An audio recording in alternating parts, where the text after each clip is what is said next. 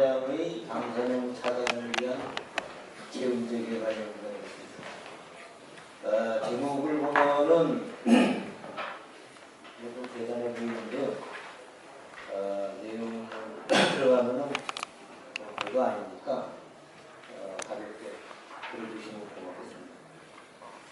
이론에 들어가기 전에 어떻게 해서 이런 연구를 하게 되었는지 간략하게 그 배경 설명을 좀 해드리고 들어가도록 하겠습니다.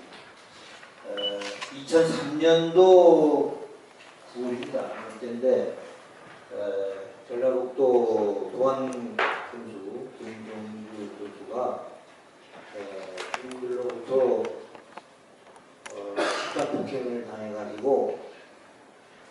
중상을 입는 그런 불상사가 있었어요. 그 원인이 뭐냐? 그 당시에 그 도안군 그 미도인가 시도인가 그 처음에 그 방사능 폐기물 처분장을 유치하려고 했습니다. 정부에서도 거기다가 하려고 그러고 김정주 군수께서도 그것을 유치해서 지역 발전을 해보겠다.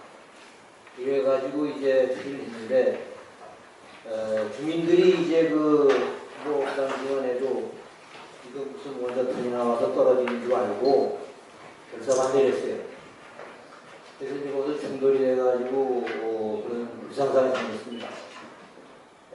그래서 이제 그것이 원인이 돼가지고 정부에서는 그 계획을 발표하고 전국적으로 공모를 통해서 우리가 아는 바와 같이 경주로 결론이 나가지고 경주에 지금 공사가 아마 100%에 가깝게 끝나고 곧 그 방사능 폐기물 저장이 개시될 그런 단계에 와 있습니다. 그래서 지금으로부터 본다면은 한 11년 전 그 사건인데 그 당시에 이제 어떤 생각을 하게 되느냐, 이 방사성 폐기물에서 방사능이 유출이 된다 했을 경우에 이 방사능을 잡아먹을 수 있는 어떤 물질을 개발해서 그 물질을 갖다가 뒤집어 씌울 것 같으면은 그것이 설령 방사능이 유출이 된다 하더라도 2차 피해를 막을 수가 있지 않겠는가, 그런 생각을 했습니다. 그게 뭐 어떻게 생각하면 좀 뚜렷하다는 생각을 했는데요. 그래서 그로부터 한 뭐 10여 년간 이제 연구도 하고 중간에 좌절도 하고 좌절이 되면은 또 설악산 공정함에 와서 기록을 쓰이고 그랬어요. 어쨌든 뭐 중간에 그런 애로사항이 많았다는 것 정도로 말씀을 드리고요. 결론은 어떻게 되느냐? 결론은 예산 점토하고 경주에서 나온 그 지올라이트라는 광물이 있어요. 그 지올라이트라고 하는 거는 이제 모르시는 분들이 많겠지만은 그들은 그런 광물이 있습니다. 그 두 가지가 이와 같은 목적에 부합한다라고 하는 실험적인 결과를 얻었습니다. 그런 결과를 얻었는데 이걸 또 누가 믿겠습니까? 그래가지고 SCI 저널 제가 컨택한 데는 Environmental Earth Science라는 데다가 했습니다. 그래서 이제 서브미터를 해가지고 거기서도 굉장히 아주 심각한 검토 과정을 거쳤어요. 그래서 거기서 이제 통과가 돼가지고 인정을 받게 됐습니다. 그래서 이제 그것이 계기가 돼가지고 여담입니다만은 Environmental Earth Science에서 저를 갖다가 심사 리뷰어로 이제 요청을 해서 일단 폐기물 처분 방사능과 관련된 논문이 오면은 100% 저한테 옵니다. 그래서 최근에는 헝가리 스위스 쪽에서 이제 그 알프스 밑에 1000m에다가 꾸준히 배기물을 처분하려고 하는 연구를 한 게 있었어요. 그것도 제가 심사했고, 또 얼마 전에는 우리 일본 후쿠시마 발전소의 그 지하에 있는 물, 거기에 방사능이 굉장히 많이 지금 함유되어 있습니다. 그것을 아카다마 크레이라는 걸로다가 정화하는 연구를 했어요. 그것이 이제 케미컬 인지니어링 저널이라는 데서 했는데, 그것이 이제 어떻게 또 저한테 와가지고 제가 그것도 심사를 한 일이 있고, 그래서 이 연구를 통해서 제가 상당히 떴습니다. 그래가지고 공부를 이뤘습니다. 오늘 뭐 제한된 시간에 이것을 구구절절히 뭐 설명하기는 어렵고요. 개략적으로 이런 것이다, 이런 정도로 설명을 해드리겠습니다. 예, 이거는 에델바이스라고 하는 꽃이에요. 이게 지금 우리가 사운드 오브 뮤직에서 나오는 건데, 알프스에 이게 많이 있다고 그러잖아요. 이게 이제 우리나라 설악산에서 이걸 발견했습니다. 이게 설악산에서 촬영한 거예요. 야생화 전문으로 하는 그 노수현 씨가 촬영한 건데, 어쨌든 이것이 우리가 왜 관심 있게 봐야 되느냐. 야생화를 전공하는 분들 말에 의하면은 육지의 도롱뇽이다. 도롱뇽이 1급수에서만 자라잖아요. 육지에서는 이 에델바이스가 1급 환경에서만 자라납니다. 설악산에서도 아주 상층부에 그 깎아지른 그 암벽 이런 데서 자라요. 그래서 그걸 뭐 이런 시킬 겸 해서 또 환경하고 담겨 있고 해서 보여드렸습니다. 네, 요거는 제가 제출한 엔바이러먼탈 어스 사이언스의 표지입니다. 예, 요 엔바이러먼탈 어스 사이언스 내에 저희가 제출한 논문의 제1페이지를 증거로 제시했습니다. 제가 설명드릴 목차입니다. 개요, 방사성 폐기물 실험제로 회분식 실험, 칼럼 실험. 실험은 두 가지를 했어요. 회분식 실험, 칼럼 실험. 회분식 실험이라고 하는 거는 이제 우리가 보통 배치 테스트 이렇게 하는 건데요. 그거하고 칼럼 실험 두 가지 하고 분석 결론, 그런 순서대로 말씀드리도록 하겠습니다.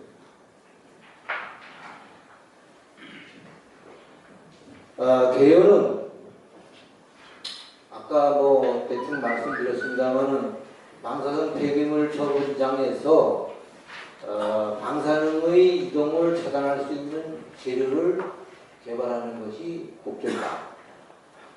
이와 같은 목적으로 예산 점토와 제올라이트, 요거는 이제 방사능을 잡아먹는 물질로 선택이 된 거고, 그 다음에 방사능 대용으로는 세슘, 스트론튬, 니켈, 코발트를 선정했습니다.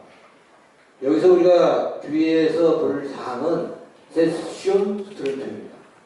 일본에서 그 후쿠시마 사건이 났을 적에 세슘, 스트론튬, 요 얘기를 많이 들으셨을 거예요. 방사성 폐기물에서 주로 나오는 것이 세슘, 스트론튬 98%다 이런 발표가 있어요. 그래서 세슘, 스트론튬을 극복하지 않으면 쉽게 말해서 혼입니다. 그래서 요것을 두 개를 집중적으로 했고, 나머지 니켈, 코발트는 뭐 일반적인 방사성 물질 중에서 랜덤하게 이제 선택을 해서 실험을 했습니다. 그래서 실험 결과를 보니까 잘 도착을 하더라. 그래서 요거에 대해서 설명을 했습니다. 자, 그러면은 방사성 폐기물 하면은 이게 뭐냐? 여러분들 대부분은 이 분야에 대해서 이제 비전문가이기 때문에 이게 도대체 뭐가 뭐냐 이렇게 이제 의논하실 거예요. 그래서 요거에 대해서 간략하게 설명을 하고 넘어가겠습니다. 방사성 폐기물은 크게 두 가지예요. 크게 두 가지. 일단 사용 후 핵연료라는 게 있습니다. 그럼 원자력 발전소에서 이제 물을 끓여가지고 발전을 하잖아요.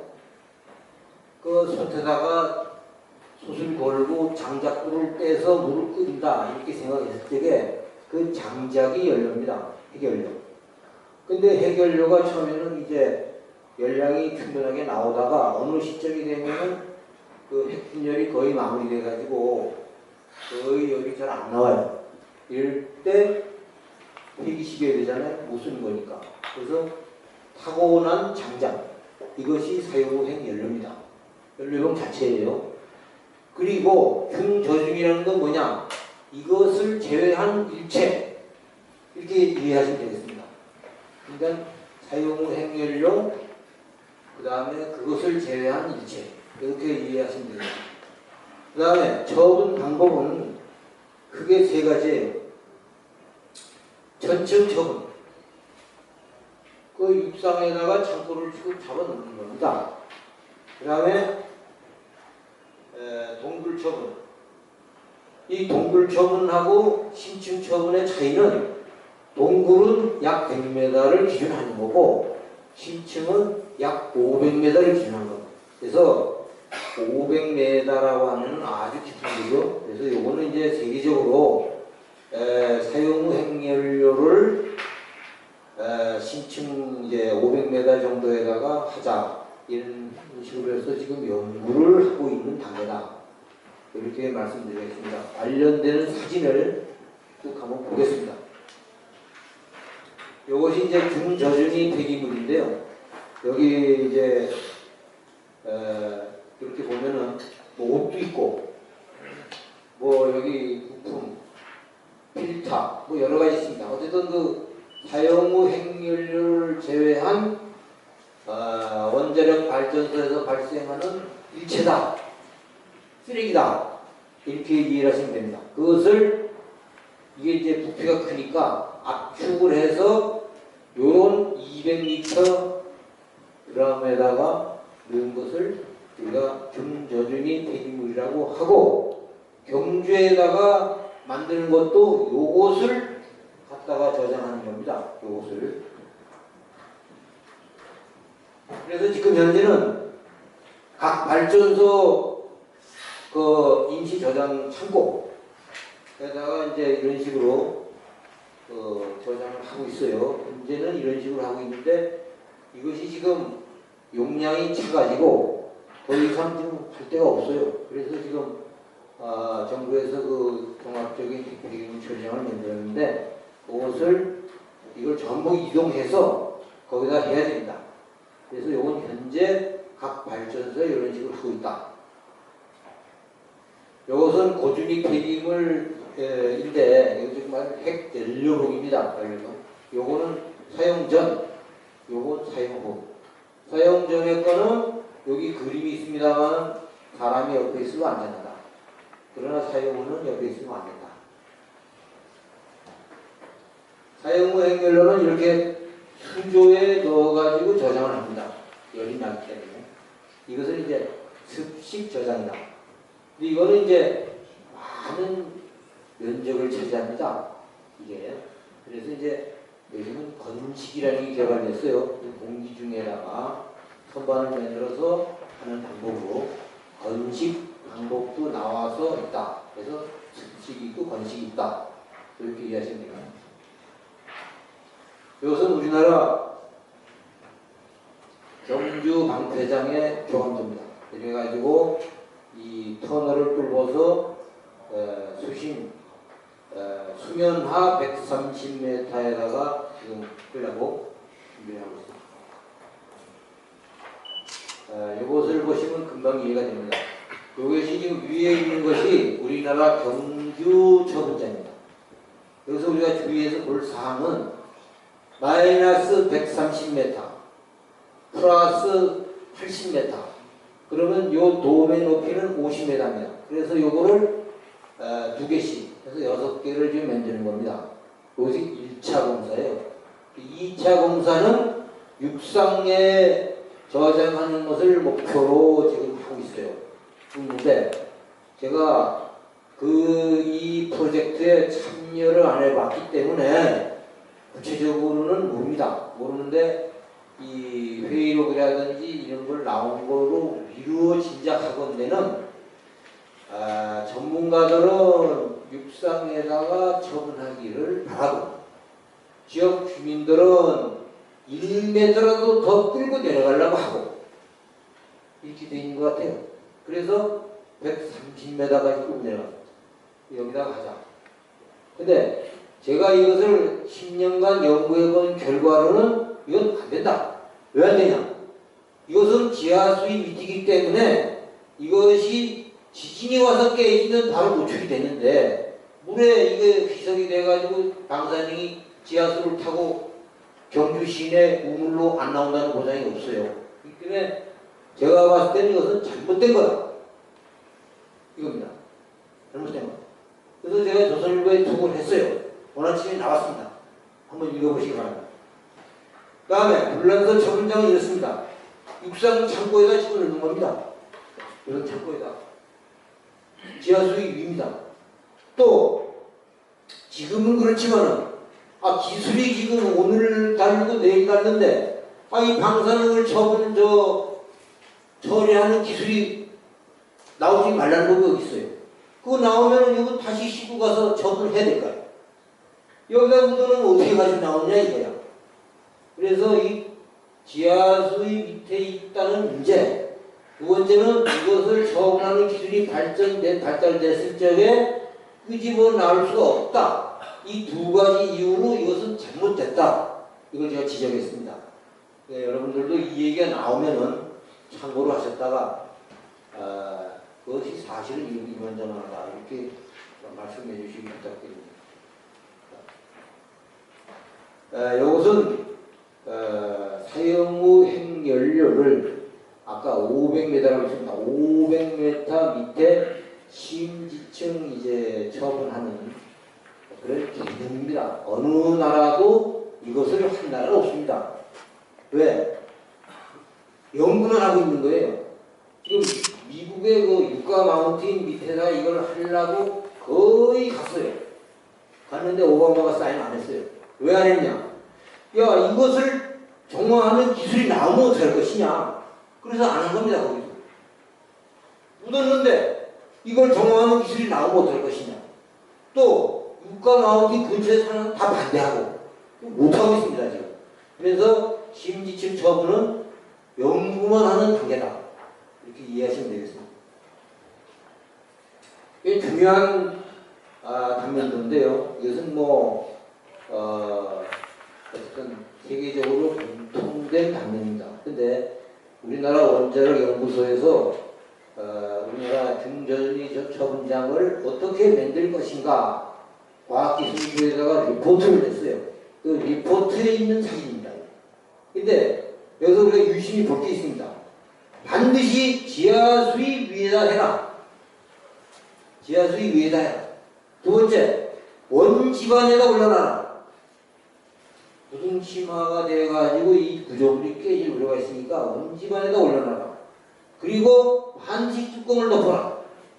그래서 빗물을 막아주고 지하수보다 위에다가 놓고 원지반 위에다 놔라. 이 세 가지가 헌법입니다. 헌법. 근데 우리나라 경주는 어떻게 되냐? 이게 지금 여기서부터 틀린 겁니다. 여기서 이렇게 돼 있다. 우리가 알고 넘어가야 됩니다. 요거는 지금 논스케일입니다. 논스케일로 그린 건데 심지층 처분장이 어떤 개념이냐? 지하 500m에 내려가서 이건 지금 지하 500m입니다. 이러한 디스포절 터널을 만들어라. 5m, 5m에다 6m. 5m, 6m를 만들어가지고 거기다가 직경 약 2m 되는 이렇게 구멍을 뚫어서 거기다가 이 캐니스터라는 거에 이 속에다가 그 사용 후 행렬을 집어넣는 겁니다. 이마 그 방사능이 거의 통과할 수 없는 그런 그 특수 그 합금제로 이제 만든 거거든요. 여기다 넣어서 여기다 집어넣고 요 주변에다가는 이 버퍼라고 해서 완충제. 그래서 지금 여기다 뭘 넣냐? 벤토나이트를 넣자. 세계적으로 중에서 벤토나이트를 넣는 것으로 다 가고 있습니다. 벤토나이트. 저는 아니다. 벤토나이트는 안 된다. 왜 안 되냐? 벤토나이트는 주 성분이 몬모릴러나이트예요. 그래서 아주 파인합니다. 그래서 예를 들어서 여가 세트레이트 되고 예를 들어서 여기 크랙이 있다. 자연지반이라고 하는 것은 크랙이 있다고 봐야 됩니다. 자연지반은. 아니면 뭐 지진이 났다든지 여기 미세한 크랙이 생기면요 이건 그냥 빠져나갑니다. 왜? 중죽이니까. 나가면 이 케미스터가 이 자연지반하고 접촉을 하고 여기 구멍이 있으면 나가게 된다. 그러니까 이것은 벤토나이트는 안 된다.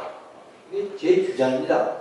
그러니까 카올리나이트 성분, 고령토 성분 이걸 가지고 제가 이제 실험을 했는데 그것도 상당한 방사능 물질 제어를 할 수 있는 능력이 있으니까 그걸로 해야지 이 몬모릴러나이트 아주 파인한 거, 이 벤토나이트는 안 된다. 이것이 제 주장입니다. 자, 세계적으로 이 방사성 폐기물 처분은 중저준위만 하고 있습니다. 고준위는 아직 하는 데가 없어요. 이 중저준위를 하고 있는 상황을 지금 나타내려고 이걸 여기다가 표시했습니다. 보면은 전부 지상에다 합니다. 동굴에가 한 데가 두 군데 있어요. 스웨덴 해저 50m입니다. 그 다음에 핀란드 동굴 발전소 도시입니다. 즉 지하실 수준이다. 지하실 수준이기 때문에 여기서는 필요하면 언제든지 다시 끄집어 낼 수가 있어요. 그런데 우리는 130m. 이건 세계적으로 유례가 없는 깊이에다가 중저준위 폐기장을 곧 지금 저장을 할 단계까지 왔다. 그래서 제가 아무리 생각해도 안 되겠다. 왜? 내가 이걸 너무나 잘 아니까. 그래서 신문사에 몇 군데 기고를 했는데 조선일보에서 마침 이걸 갖다가 채택을 해줬어요. 그래서 오늘 아침 신문에까지 나가지고 아 내가 할 일을 했구나. 뭐 그런 생각을 했습니다. 아까 이제 몬모릴러나이트, 벤토나이트는 안 되고 안 된다. 그래서 여기 이제 그것을 설명하기 위해서 이 표를 만들었습니다.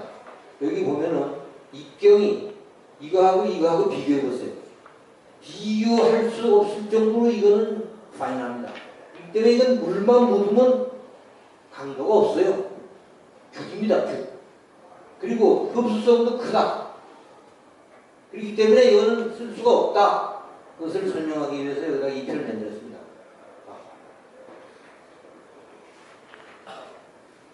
실험 재료를 그러면 무엇을 썼느냐?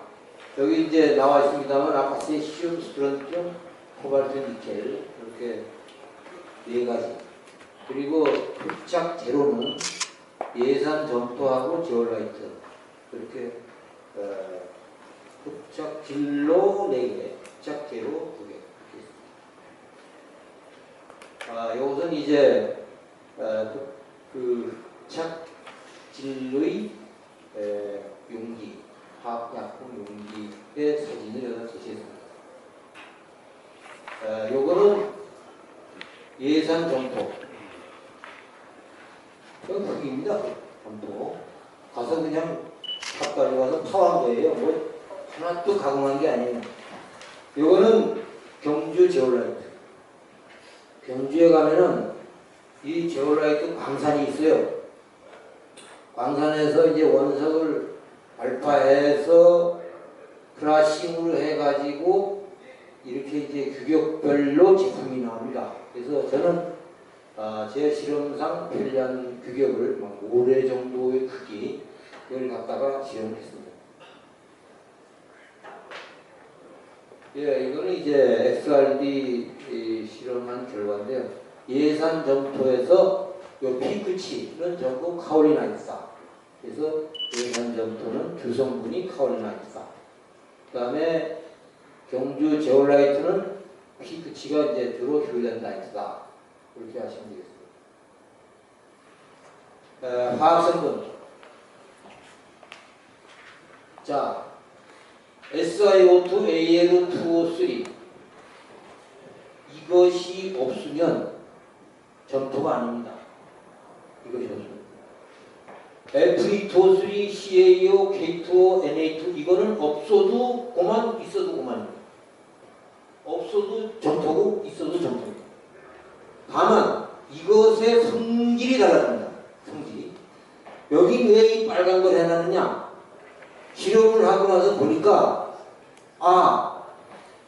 제올라이트가 이거보다 Fe2O3가 많구나. 거의 따블입니다. 그런데 흑착 눈물 볼 것 같으면 이게 이거보다 거의 4배 이상 많이 해요. 그러면은 이것이 주원인이 아니겠는가? 이런 이제 제가 의심을 하고 있습니다. 하고 있는데 이 문제를 확인하기 위해서 제가 지금 실험을 또 이렇게 하려고 준비 중에 있어요. 그래서 제가 지금 하려고 하는 것은 전 세계에 있는 점토를 갖다가 이거 검사하는 겁니다. 이게 얼마 몇 프로나 있는가. 그래서 이걸 검토해 가지고 흡착 실험을 해 보면은 이 답이 나올 것 같아요. 이 답. 그래서 요거는 이제 그렇게 하려고 그러고 남미라든지 중국이라든지 어디든 가셔가지고 혹시라도 점토가 눈에 띄면 많이도 필요 없어요. 명함값 하나 정도면 됩니다. 그거를 좀 저를 갖다 주세요. 그러면은 이 실험하는 데 도움이 되겠습니다.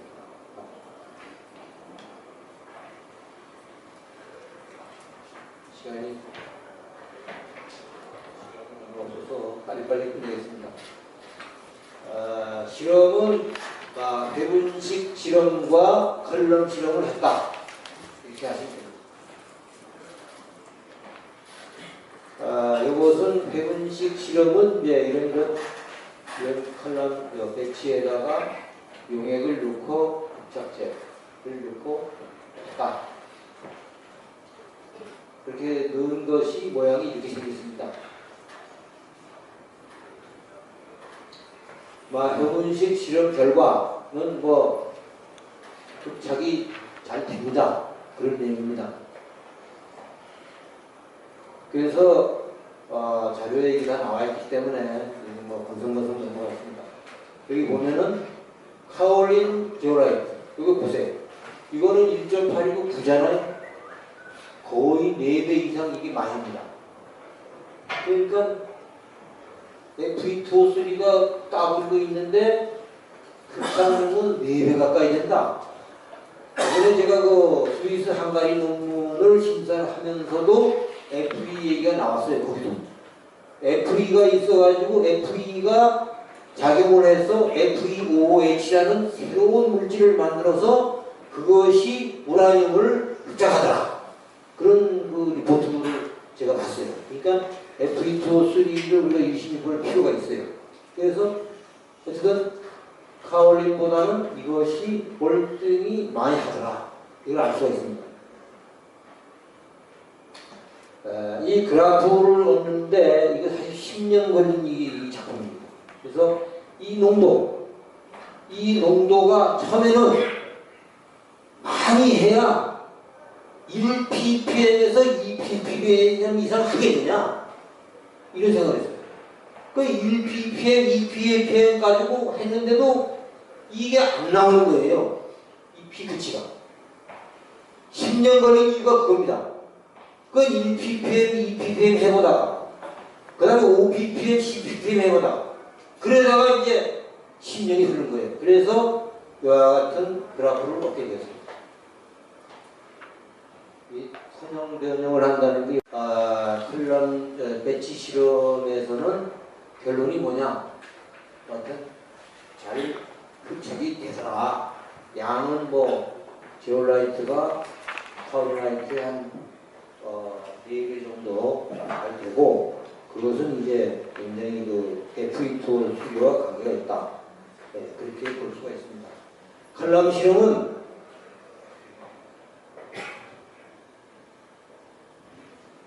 이렇게 이제 그 칼럼에다가 흡착제를 넣고 아래 위에 유리섬유로 막고, 그 다음에 여기 보는 바와 같이 용액을 여기 통과를 시켜서 여기에 예를 들어서 방사능이 10이 있었는데 여기 재보니까 8밖에 없더라. 그럼 2는 어디로 갔겠어요? 이게 답을 보는 거예요. 그런 식으로 실험을 한 겁니다. 이건 칼럼 사진입니다. 칼럼 실험 결과를 해보니까 초기 24시간 동안에는 거의 다 합착이 되더라.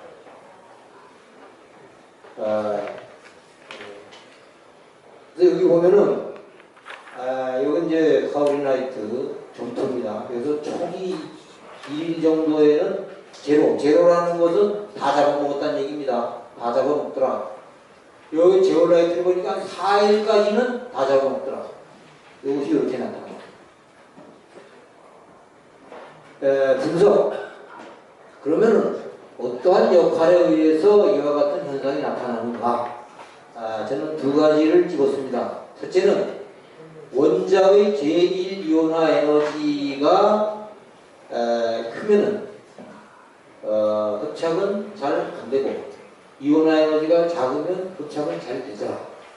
그 다음에 두 번째는 옥테트 룰에 의해서 가전자가 적으면 잘 되고 가전자가 많으면 잘 안 되더라. 그 두 가지를 제가 밝혀냈습니다. 그래서 제1 이온화 에너지와 흡착력의 관계를 보자. 자, 제1 이온화 에너지가 300이고 500이고 700이고 700입니다.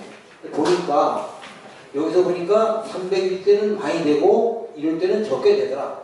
여기서도 300일 때는 이렇게 됐는데 이것이 크니까 안 되더라. 이걸 나타냈습니다.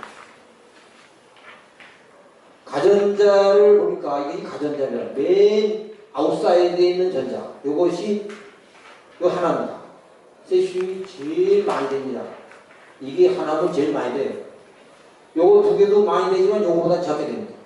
요 두 개는 비슷하게 나왔어요. 2니까 이것이 비슷하게 나오더라. 그래서 결론은 요 두 가지는 같은 말입니다. 잘 되더라. 그런 얘기고, 초기 24시간에는 거의 모든 양이 흡착이 되더라. 그 다음 여기서 Fe2O3가 상당히 의심이 가더라. 이런 얘기입니다. 그래서 결론적으로 얘기해서 이것은 방사성 폐기물 처분 시설의 기초나 백필제로 쓰면 좋겠다. 이것이 결론입니다. 질문 있으면 하세요.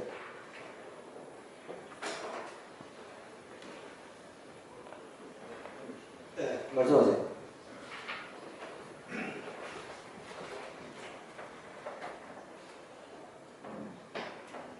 앉아서 질문드리겠습니다. 네.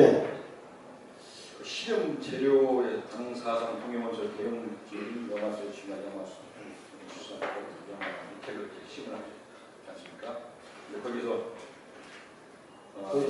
세슘이나 스테론tum 질산 니켈의 염화물질이나 질산 물질이 원소 혼합된 재료로 했을 때 그 어떤 이번 연구 결과에 어떤 연관성 같이 판단할 수 있는지 여부하고, 또 하나는 방사능이 없는 재료로 이 시험을 좀 한 걸로 그랬습니다. 그 방사능 재료와 같이 동시에 판단할 수 있는지 기관이 그 질문의 여지는 첫 번째는 세슘은 세슘만 가지고 해야지, 그 세슘 CSCl 염화 세슘으로 하면은 그 흡착 결과가 그게 같을 수 있느냐. 또 두 번째는 실제 방사능 물질로 해야지 방사능 물질로 아닌 일반 물질로 실험을 해놓고 방사능을 꼭 잡아먹는 것처럼 거짓말하는 거 아니냐 그거죠? 그럼 첫 번째 질문을 드리겠습니다. 에 대한 답을 드리겠습니다. 첫 번째는 우리가 물이 되게 무섭습니다. 물 속에 들어가서 살 수 있는 건 물고기밖에 없어요. 사람도 죽고 동물도 죽고 물 속에 들어가면 죽어요. 심지어 물이 H2O잖아요. 물이 물도 잡아먹어요. 그래서 H와 O가 분리가 됩니다. 그 분리된 H가 수소이온이에요. 수소이온 농도 그래서 나옵니다. 그와 같이 물은 무시무시한 거예요. 그래서 우리가 CSCl을 물에 넣었다. 들어가는 순간에 CS와 Cl은 분리가 되는 거예요. 그러니까 CS는 신경 쓸 필요도 없어. 분리된 거니까. 그 우리는 CS만 가지고 실험을 하는 거예요. 그렇기 때문에 그건 상관없다. 답이 됐습니까? 네. 그러니까 두 번째는 방사능 물질이 아닌 것으로 실험을 했는데 그것이 같으냐? 시간은 지금 2분 초가 됐는데 그냥 한 2분만 더 해보겠습니다. 제가 이 실험을 처음 할 적에 원자력 연구소를 갔어요. 인터넷에 이제 찾아보니까 대전에 있더라고요. 대전에 이제 공팀장님 이제 버스를 타고 가가지고 다시 또 버스를 타고 또 한참 가가지고 원자력 연구소를 갔어요. 가가지고 왜 왔냐? 방사성 물질 좀 얻으러 왔다. 그래서 그 사람들이 저희가 미친 사람들 보더라고요. 이 방사능 물질은 IAEA가 관리하기 때문에 만질 수도 없고 만졌던 죽고 그렇게 돼 있어요. 방사능 물질로는 일단은 실험을 할 수가 없다. 그 다음에 방사능 물질이 아닌 것으로 해가지고 뭐 결과가 같느냐? 답은 같아. 왜 같으냐? 우리가 원자를 들여다보면은 원자의 사이즈, 원자의 직경이 10의 마이너스 10점 메타. 그리고 핵의 다이아메타는 10의 마이너스 15승 미터입니다. 뭐 별거 아닌 것 같죠? 이것을 갖다가 직경 2m 되는 운동장만큼 확대를 시켰다. 원자를. 그러면 핵은 얼마나냐? 그 속에 있는 운동장에 있는 모래알 정도밖에 안 됩니다. 그러니까 원자는 비어있다. 이렇게 말하는 겁니다. 그래서 중성기자가 지구를 통과한다는 얘기가 그겁니다. 그래서 이 방사능은 어디서 나오느냐? 핵에서 나와. 핵. 즉 그 모래알에서 나오는 거예요. 그리고 우리가 지금 연구한 이 이온 결합에 의해서 이제 그걸 잡아먹잖아요. 이것은 전자가 왔다 갔다 하면서 서로 결합하는 거거든요. 전자의 문제입니다. 그 전자의 문제이기 때문에 핵에서 방사능이 나오건 안 나오건 상관이 없어요. 무조건 전자에 의해서 하기 때문에 결론은 같아. 이렇게 말씀드릴 수가 있겠습니다. 됐습니까? 더 이상 질문이 없으시면 시간이 없어가지고 이것을 끝내겠습니다. 감사합니다.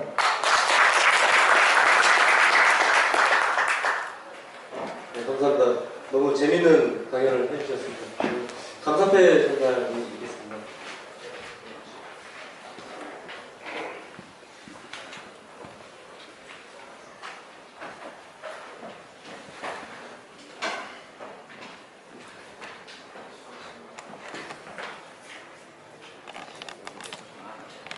감사패 사간도민 건설산업연구소 책임연구원 김창기 귀하는 우리 학회 2014년도 정기총회 및 학술 발표회에서 핵 폐기물 처분장의 방사능 차단을 위한 체험제 개발 연구에 관한 초청 강연을 통해 자리를 빛내어 주시었기에 전 회원의 뜻을 담아 감사패를 드립니다. 사단법인 한국지방환경공학회 회장 천병식